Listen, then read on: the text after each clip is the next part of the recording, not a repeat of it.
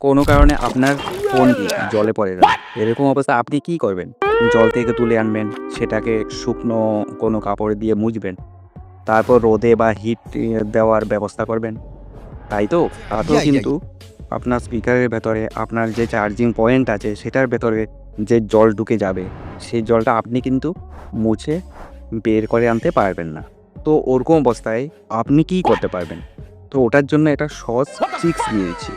বলার আগে ওটাই বলবো, আমার এই ভিডিওগুলো যদি আপনার ভালো লাগে, হেল্পফুল মনে হয়, তাহলে একটা কমেন্টস, লাইক, ফলো, সাবস্ক্রাইব করতে ভুলবেন না।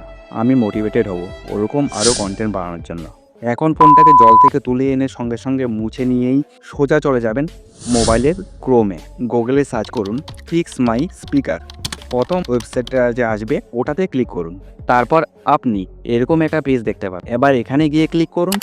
সঙ্গে সঙ্গে আপনার ফোনে একটা সাউন্ড হবে লাইক দিস।